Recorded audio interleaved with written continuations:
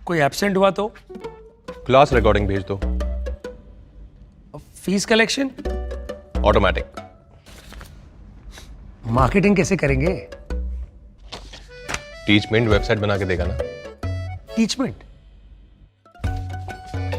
अब पूरे इंडिया को मैथ्स पढ़ाओ सर। चाहे जैसी भी जरूरत हो, टीचमेंट पे टीचिंग आसान है। आज ही डाउनलोड करें टीचमेंट, इंडिया का नंबर 1 टीचिंग ऐप।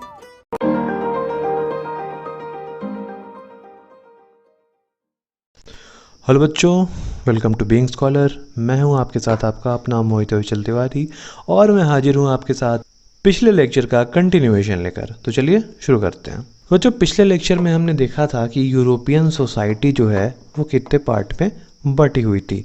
तो हमने लास्ट लेक्चर में देखा था कि यूरोपियन सोसाइटी को हमने 3 पार्ट में बांटा था। उन 3 पार्ट्स का नाम मैं यहाँ पे अभी नहीं लूँगा, आपको पता है वो कौन कौन थी। ABC का नाम अगर लेते हैं तो जाहिर सी बात है वो कौन कौन की बात मैं कर रहा हूँ, एरिस्टोक्रेसी, पेजेंट्री और जो न्यू मिडिल क्लास थी। तो यहाँ तक आपके दिमाग में अच्छे से है। अब यहाँ से आगे बढ़ेंगे और हम देखेंगे जो नेशनलिज्म हुआ यूरोप में, उस नेशनलिज्म में क्या क्या चीज़ें, हम किस तरह से हमारी NCERT बुक ने चैप्टर्स को बांटा है और हम किस डिज़ाइन से पढ़ेंगे। तो बेटा जी, अकॉर्डिंग टू NCERT हमें अब जो पैटर्न फॉलो करना है वो ऐसे फॉलो करना है कि जो सबसे हमारा पहला पार्ट है उसमें हमें फ्रेंच रेवोल्यूशन और आइडिया ऑफ नेशन के बारे में जानना है। पहले पार्ट में हम फ्रेंच रेवोल्यूशन के बारे में जानेंगे और फ्रेंच रेवोल्यूशन की वजह से नेशनलिज्म को कितनी हवा मिली, ये सारी चीज़ें हम देखेंगे। जो हमारा सेकेंड पार्ट होगा उसमें हम देखेंगे the making of nationalism in Europe। Nationalism in Europe की बात वही है जो वहाँ पे 3 सोसाइटी बटी हैं। उनमें आपको याद होगा कि न्यू मिडिल क्लास जो है वो उन्होंने लिबरल नेशनलिज्म की शुरुआत की थी। तो जो लिबरल नेशनलिज्म वाली बात है वही सेकेंड पार्ट में यहाँ पे हम जानेंगे। एक और चीज़ यहाँ मैं ऐड करना चाहता हूँ सेकेंड पार्ट में, जब 1815 में आपको याद है जो ट्रीटी ऑफ वियना साइन हुई थी, उसके बाद का ये जो एरा था उसमें क्या था कि कंजर्वेटिज्म और रेवोल्यूशनरीज के बारे में हमें जानना है। तो क्या है ये कंजर्वेटिज्म, कौन थे ये कंजर्वेटिव्स? तो कंजर्वेटिव्स एंड रेवोल्यूशनरीज। तो आप जानते हैं कंजर्वेटिव का मतलब क्या होता है। वैसे लोग जिनके थॉट्स बहुत लिमिटेड होते हैं, जो चाहते नहीं हैं कि सोसाइटी का डेवलपमेंट हो, वो कहलाते हैं कंजर्वेटिव्स। तो पीछे आपने देखा कि वो लोग जो PRAB की मैंने बात की थी ना, प्रैब की, वो प्रैब कौन थे? कंजर्वेटिव थे, ताकि वो चाहते थे कि वापस से राजा महाराजा वाली व्यवस्था बहाल हो जाए। और रेवोल्यूशनरीज कौन थे?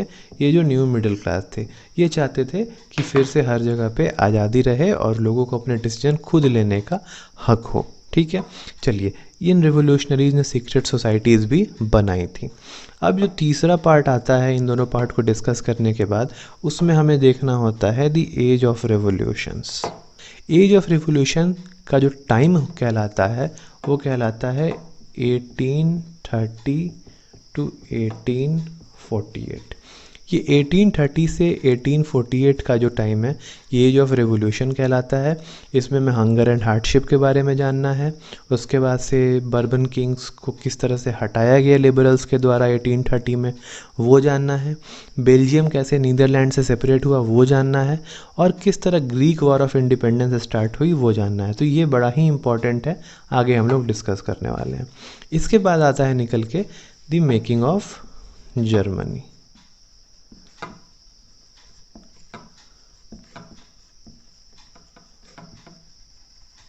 The making of Germany 1871 and Italy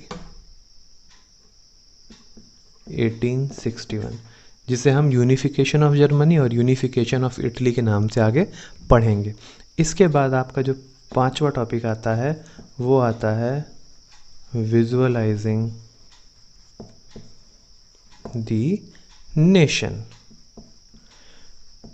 तो बेटा विजुअलाइजिंग द नेशन में हम जानेंगे नेशन की एलेगोरी के बारे में। इसमें हम किसके बारे में बात करेंगे? एलेगोरी। बेटा एलेगोरी का मतलब होता है सिंबल। जैसे हम भारत माता कहते हैं ना, यानी हमने अपने भारत का सिंबल किसको बना दिया? भारत माता को। उसी तरह से फ्रांस में भी कुछ सिंबल बनाया गया था।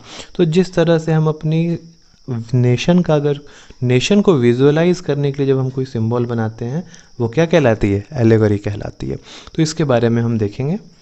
और छठा पॉइंट, मतलब छठा जो स्टेज है ये नेशनलिज्म इन यूरोप का, उसमें हमें जानना होता है नेशनलिज्म एंड इम्पेरियलिज्म के बारे में। अब बेटा जी नेशनलिज्म एंड इम्पेरियलिज्म की अगर बात करें तो ये एक बहुत ही कमाल का टॉपिक है और यही सारा कंक्लूज़न लेके आ जाता है कि किस तरह से ये सब चीज़ें कंक्लूड होती हैं। और इसमें बेसिकली हम वर्ल्ड वार 1 तक जाएंगे, बाल्कान्स के बारे में जानेंगे।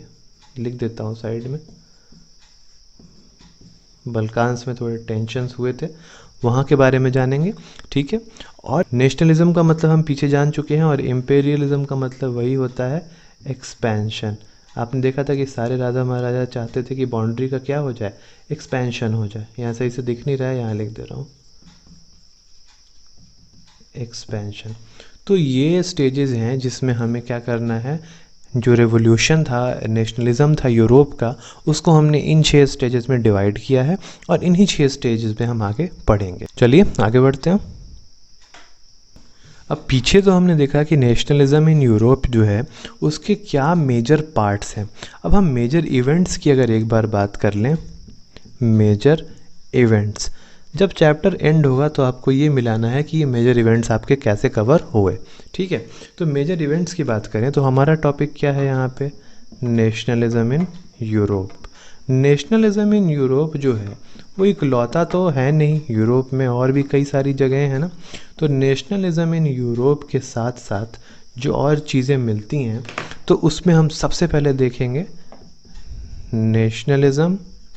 आप सब ने नाम सुन रखा होगा एक जगह का, बहुत ही प्यारा सा नाम है, ब्रिटेन। Nationalism in Britain.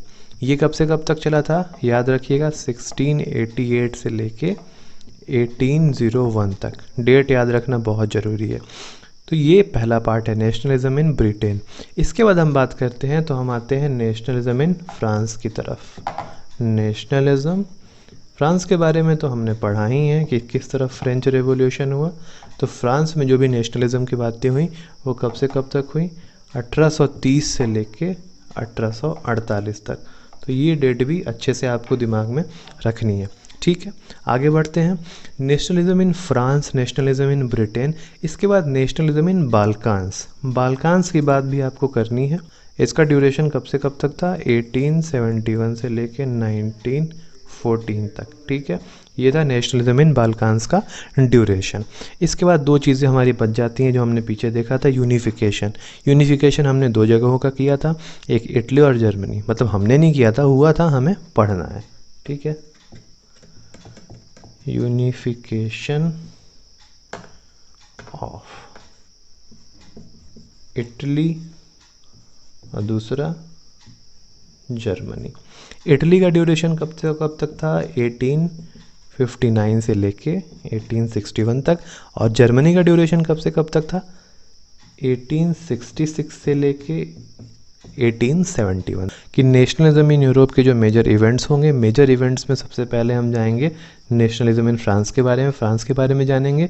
फिर ब्रिटेन में कैसे नेशनलिज्म होता है, फिर यही नेशनलिज्म जो यूरोप का है वो हमें कैसे लेके जाता है बाल्कान्स की तरफ, और फिर नेशनलिज्म का आखिरी स्टेज में हम देखेंगे किस तरह से इटली और जर्मनी का यूनिफिकेशन हुआ। तो ये मेजर इवेंट्स हैं, नोट करना चाहो तो नोट कर लो, स्क्रीनशॉट लेना चाहो तो स्क्रीनशॉट ले लो। और कुछ अपडेट्स इंस्टाग्राम पे पहले आती हैं, तो इंस्टाग्राम पे अगर हो फॉलो करना है तो डिस्क्रिप्शन में लिंक है, ज़रूर फॉलो कर लो, ठीक है। आगे बढ़ते हैं। तो अब जब हम मेजर इवेंट से आगे बढ़ेंगे तो आपको याद होगा सबसे पहले हमने फ्रेंच रिवॉल्यूशन के बारे में थोड़ी सी बातचीत पीछे कर ली थी। बट फ्रेंच रिवॉल्यूशन की कहानी वहीं पे ख़त्म नहीं हो जाती है। फ्रेंच रिवॉल्यूशन के बारे में हमें और भी चीज़ें जाननी है, तो एक बार हम फ्रेंच रिवॉल्यूशन को डिस्कस कर लेते हैं। ये मत सोचिएगा कि सर सिर्फ फ्रेंच रिवॉल्यूशन पढ़ाए जा रहे हैं। बेटा फ्रेंच रिवॉल्यूशन के जो बेसिक आइडिया थे आपको पीछे मिल गया थे और आपने क्लास 9th में फ्रेंच रेवोल्यूशन अच्छे से पढ़ रखा है, अगर नहीं पढ़ रखा है तो भी कोई बात नहीं, ये समझ लोगे तो काम हो जाएगा। तो मैं जो जो पॉइंट्स बता रहा हूँ बस उसको ध्यान में रखना। सबसे पहला पॉइंट ये है भाई कि इट स्टार्टेड इन 1789। कौन से ईयर में शुरू हुआ था? 1788 में शुरू हुआ था। और यही पहला स्टेप था किस चीज़ का? फर्स्ट स्टेप किस चीज़ की तरफ? नेशनलिज्म की तरफ। यूरोप का जो नेशनलिज्म है, जो मेन चैप्टर हम पढ़ रहे हैं, उस नेशनलिज्म की तरफ पहला स्टेप यही था फ्रेंच रेवोल्यूशन। इसलिए हम लिखते हैं यहाँ पे फर्स्ट स्टेप। इसमें क्या हुआ था? हमने मोनार्की हटाई थी, यानी कि एबोलिशन ऑफ मोनार्की। इसमें हमने मोनार्की हटा के फेंक दी थी। ठीक है, अब आगे बढ़ते हैं। फ्रेंच रेवोल्यूशन में स्टैब्लिशमेंट ऑफ डेमोक्रेसी, यानी मोनार्की हटाई थी और डेमोक्रेसी को क्या किया था? स्टैब्लिश किया था। तो फ्रेंच रेवोल्यूशन में मेन चीज़ें क्या थी कि भाई स्टार्ट कब हुआ था? 1789 में। मोनार्की हटाया था, डेमोक्रेसी इस्टेब्लिश किया था और यूरोप में नेशनलिज्म की तरफ ये पहला कदम था। अब ये फ्रेंच रिवॉल्यूशन हो गया, बट इसकी वजह से क्या मेजर चेंजेस आए? तो भाई मेजर चेंजेस की अगर हम बात करें, मेजर चेंजेस बिल्कुल ध्यान में रखिएगा, मेजर चेंजेस को बिल्कुल नहीं भूलना है, यही मेन है आपका। मेजर चेंजेस की बात करें तो सबसे पहली चीज़ आपको याद होगा कि जो पावर था वो ट्रांसफ़र हो गया था, बट उसके पीछे इनकी एक क्या थी? इनका एक सोच था। तो इनकी जो सोच थी, इनकी सोच दो तरह की थी। इनका बेसिक नेशनलिज्म का जो सोच था वो कहता था ला पैट्री, ये टी है, ला पैट्री, और दूसरा कहता था ली सिटोएन, ला पात्री और ली सिटोएन। जहाँ पे ला पात्री का मतलब होता है दी फादरलैंड, हम लोग कहते हैं ना अपनी मदरलैंड, तो ला पात्री का मतलब दी फादरलैंड और ले सिटोएन का मतलब होता है दी सिटीजन। तो भाई अगर आपका लैंड सही सलामत है, सिटीजन सही सलामत है, तो आप बन गए अच्छा नेशन। तो यहाँ का बेसिक इन्होंने आइडिया क्या रखा? फ्रेंच रिवॉल्यूशन का बेसिक प्रिंसिपल किसको माना? ला पात्री और ली सिटोएन को। ठीक है, अगली चीज़ क्या होती है कि पावर जो थी वो ट्रांसफ़र हो गई थी। पावर ट्रांसफर्ड कहाँ से? From monarchy. आपको पता है मोनार्की ख़त्म हुई थी तो क्या आया था? डेमोक्रेसी आई थी, और डेमोक्रेसी किनका रूल कहलाता है? कॉमन पीपल का। तो power transferred from monarchy to common people. ठीक है, अब यहाँ पे पावर का भी क्या हो गया? ट्रांसफ़र हो गया। अब जब राजा थे तो राजा के हिसाब से चीज़ें होती थी, लेकिन अब प्रजा का राज है तो प्रजा के हिसाब से चीज़ें होंगी। तो अब क्या हुआ था? न्यू फ्लैग वॉज इंट्रोड्यूस्ड, एक नया झंडा बनाया गया। क्यों? कि नेशनलिज्म दिखाने के लिए कि हम फ्रांस के लोग हैं, तो हमारा एक नया झंडा होगा। और भाई साहब क्या किया गया? फ्रेंच को नेशनल लैंग्वेज बना दिया गया। French became national language. French को क्या बनाया गया? फ्रांस का नेशनल लैंग्वेज बनाया गया। ये सब चीज़ें पहले नहीं थी जब वहाँ पे मोनार्की थी, बट रूल ऑफ पीपल यानी डेमोक्रेसी आने के बाद क्या हुआ? वहाँ पे ये सारी चीज़ें लाई गई। अब लोग उस वक्त क्या होता था, एक मार्शलीज नाम का एक गाना था, वो गाते थे लोग जब स्ट्रगल का टाइम था। बाद में वही मार्शलीज जाके क्या बना? नेशनल एंथम बना। ठीक है, तो हम ये भी लिख सकते हैं कि new national anthem was composed, नया नेशनल एंथम बना। अब चेंजेस में जो सबसे बड़ी चेंज की हम बात करें तो इस वक्त एक समय ऐसा था जब फ्रांस में, जैसे मान लो कि ये पूरा फ्रांस है, ठीक है, फ्रांस में अगर एक स्टेट से हम, ये कई सारे स्टेट्स बने हुए हैं, ठीक है, कई सारे स्टेट्स बने हुए हैं, तो एक स्टेट से अगर हमें दूसरे स्टेट में ट्रैवल करना है कोई सामान लेके, तो हमें इंटरनल कस्टम ड्यूटी देनी होती थी। ठीक है, कस्टम ड्यूटी मतलब टैक्स। अब जैसे इसको एक पल को इंडिया मान लो, ये भारत के अलग अलग स्टेट हो गए, तो अगर आप कोई सामान लेके बिहार से राजस्थान में जा रहे हो तो टैक्स तो नहीं देना है, वही आप कोई सामान लेके इस इंडिया से पाकिस्तान में जाओगे तो टैक्स देना पड़ेगा, अमेरिका में जाओगे टैक्स देना पड़ेगा। तो ये क्या है, एक्सटर्नल ड्यूटी है। लेकिन फ्रांस में क्या था, इंटरनल ड्यूटीज़ लगे हुए थे। तो जो इंटरनल कस्टम ड्यूटीज़ थे उसको ख़त्म किया गया। कस्टम ड्यूटीज़ मतलब जो ट्रेड पे टैक्स लगते हैं। Internal custom duties were abolished. जो इंटरनल कस्टम ड्यूटीज थी उनको क्या किया गया, अबॉलिश कर दिया गया। एक और मेजर चेंज ये हुआ था कि जो भी आइडिया ऑफ नेशनलिज्म था उसको फ्रांस की आर्मी, लिखते हैं यहाँ पे, फ्रेंच आर्मी स्प्रेड ION मतलब आइडिया ऑफ नेशनलिज्म। फ्रांस की आर्मी आइडिया ऑफ नेशनलिज्म को ले गए, फैलाई कहाँ पे, अपने नेशन के बाहर में यानी यूरोप के अदर कंट्रीज़ में, जिससे कि वहाँ के लोगों में भी नेशनलिज्म की भावना जागृत हुई कि भाई हमें भी अपने देश के लिए कुछ करना है, हमारे अंदर भी नेशनलिज्म की भावना होनी चाहिए। ठीक है, तो फ्रेंच रेवोल्यूशन और उसके वजह से जो मेजर चेंजेस हुए वो ये रहे। आगे हम देखेंगे कि नेपोलियन के आने के बाद से क्या चीज़ें बदल गई और किस तरह से उसने कुछ अच्छे काम किए और कुछ बुरे काम किए। ठीक है, आगे बढ़ते हैं। तो अब हम यहाँ पे देखेंगे कि नेपोलियन के आने के बाद से क्या क्या चेंज आ गए फ्रांस में।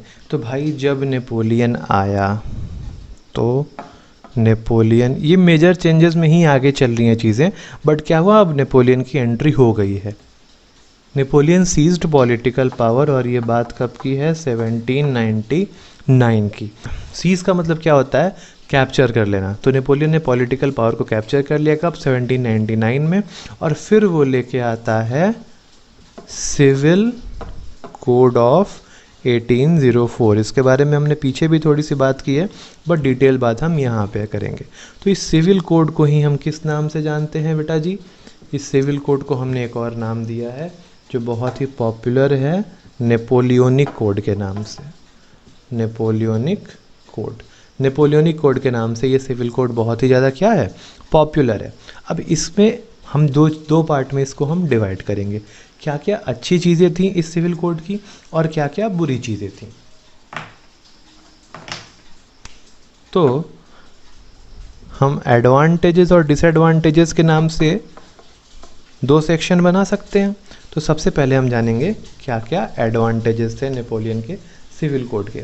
तो एडवांटेजेस की बात करूं तो सबसे पहला एडवांटेज कि इसने इक्वलिटी बिफोर लॉ लाई थी। इसके बारे में हमने बात की थी कि भाई साहब लॉ से ऊपर कोई भी नहीं होगा, वो राजा महाराजा हो, उनका लड़का हो या फिर नॉर्मल पान बेचने वाले का लड़का, इक्वलिटी लॉ में रहेगी और लॉ से ऊपर कोई नहीं होगा।